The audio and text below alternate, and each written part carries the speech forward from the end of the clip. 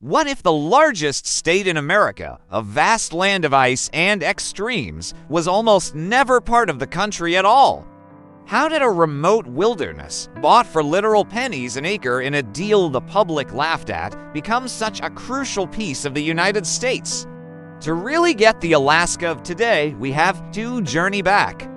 This is the story of a land of breathtaking beauty and brutal realities. It's a history carved from glaciers, shaped by a clash of cultures, and forged in the fire of ambition. From the first people to walk across a long-lost continent to the day a new star was stitched onto the American flag, this is the story of Alaska. Our story starts during the final breaths of the last ice age, around 12,000 years ago, though some new evidence suggests it might have been even earlier. The world was a completely different place back then.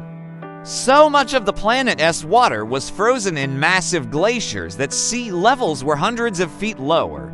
This uncovered a huge land bridge that connected Asia and North America, a lost continent called Beringia. Following herds of woolly mammoth, bison, and caribou, small nomadic groups crossed this bridge and walked into a new world. These were the first Alaskans.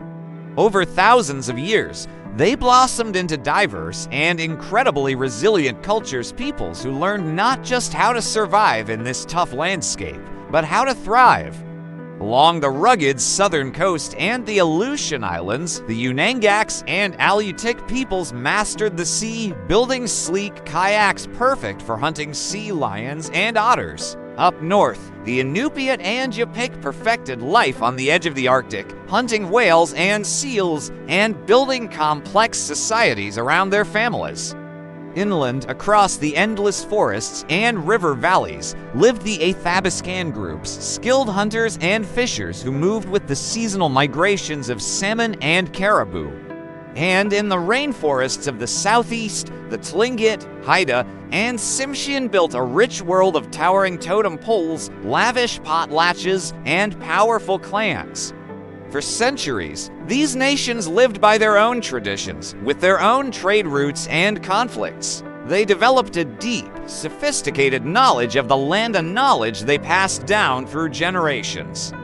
They were the true pioneers of this land, a world that was about to be turned upside down by outsiders. For thousands of years, Alaska was completely cut off from the empires rising and falling across the rest of the world. That isolation was shattered in 1741. A Russian expedition led by a Danish explorer named Vitus Bering landed in southern Alaska. They didn't stick around for long, but they brought something back with them that would change Alaska forever: sea otter pelts. These furs were thicker and softer than anything seen in Europe or China, and they sparked a frenzy. Soon, Russian fur traders called *Promyshleniki* swarmed the Aleutian Islands. Their methods were absolutely brutal. They often took hostages from Unangaks villages, forcing the men into long, dangerous hunting trips for the Russian-American Company, a powerful monopoly chartered in 1799. The impact was devastating for the native peoples. The Russians brought violence and forced labor, but they also brought diseases the indigenous populations had no immunity to. The Unangaks population was hit especially hard. Some high-end estimates suggest their numbers dropped by as much as 80%. In 1784, a merchant named Gregory Shelikov set up the first permanent Russian settlement at Three Saints Bay on Kodiak Island.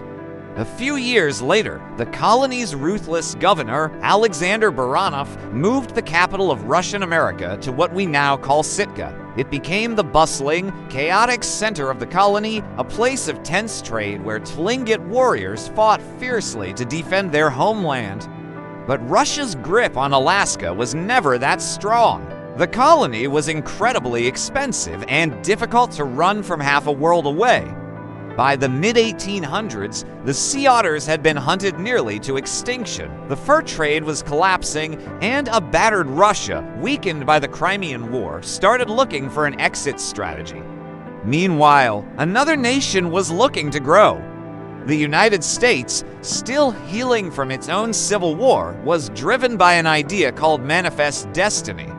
And the man at the wheel was Secretary of State William H. Seward. Seward was a firm believer that America's future was in the Pacific, and he saw his chance in Alaska. In March 1867, Seward and the Russian ambassador hammered out a deal. The U.S. would buy all of Russian America, all 586,000 square miles of it, for $7.2 million. That works out to about 2 cents an acre. Back home, the reaction wasn't exactly thrilled. The press and the public relentlessly mocked the purchase. They called it Seward's Folly, Seward's Icebox, and a polar bear garden. Why on earth, people asked, would America spend millions on a barren, frozen wasteland? Congress was skeptical, but Seward, with a major assist from Senator Charles Sumner, who gave a 3-hour speech outlining the territory's hidden resources, managed to push the treaty through. On October 18, 1867, in a ceremony at Sitka, the Russian flag was lowered and the American flag was raised. Alaska officially belonged to the United States. For years, it was mostly ignored, a remote district run by the military. But deep in the frozen ground, a secret was waiting that would soon make Seward's Folly look like one of the smartest deals in history.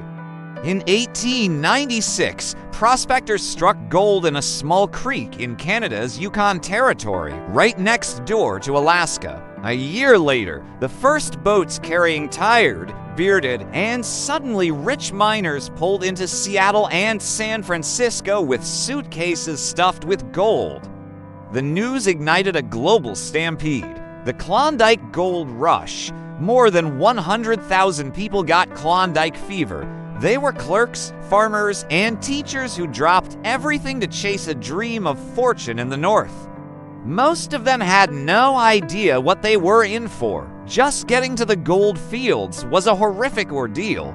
The Canadian authorities required every person to bring a ton of supplies, literally 2,000 pounds of gear, to survive for a year. They had to haul it all over treacherous mountain passes like the Chilkoot Trail. Thousands turned back, many died trying. Out of the 100,000 who started the journey, only about 30,000 ever made it to the Klondike. And by the time they arrived, nearly all the good claims were already taken. But the rush had put Alaska on the map for good. Soon after, major gold strikes happened inside Alaska, near Nome in 1899, and then Fairbanks in 1902. These discoveries brought new waves of settlers and created towns that seemed to appear overnight. The gold rush changed Alaska forever. It brought people, money, and telegraph lines. But it also brought immense hardship for Alaska's native peoples, who saw their ancestral lands overrun and their communities disrupted by new diseases and social chaos. The rush was a chaotic, transformative, and defining moment that cemented Alaska's image as the last frontier, a place of huge risks and even bigger rewards. The personal stories from the gold rush of survival, luck, and tragedy are incredible, and we've only just scratched the surface. It is a powerful reminder of how a few individuals chasing a dream can change the course of history. If you're enjoying this journey and want to hear more stories about the people and events that shaped our world, make sure you subscribe to the channel and click the notification bell so you won't miss what's next. As the gold fever died down, Alaska entered a new phase. In 1912, it officially became a U.S. territory with its own limited legislature. Still, development was slow. The game changer was the Alaska Railroad, financed by the federal government and built between 1914 and 1923. This incredible feat of engineering finally opened up the interior and led to the founding of Anchorage, which started as the railroad's main construction camp.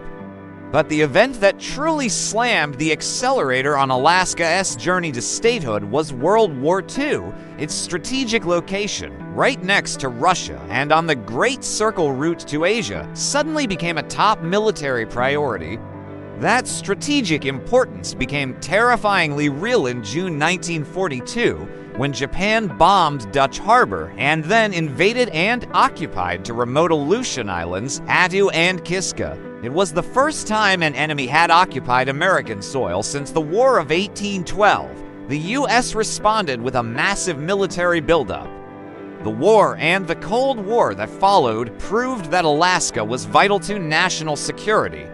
Alaskans, having given so much to the war effort, felt they had earned a full voice in the nation's government.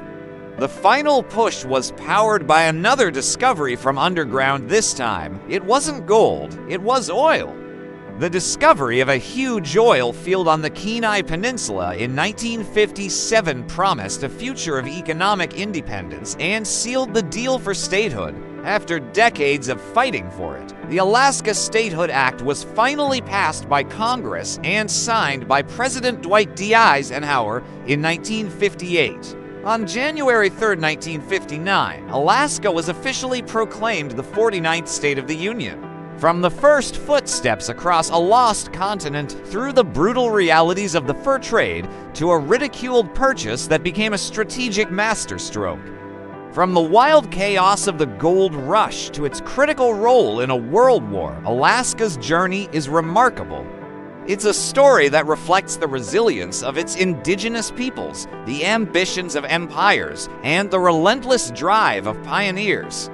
The name Alaska itself comes from the Aleut word **Kalaksak**, which means the mainland or, more beautifully, the object toward which the action of the sea is directed. It is still a land of unimaginable scale and wild beauty, a place that continues to represent the spirit of the final frontier, and a truly unique part of the American story.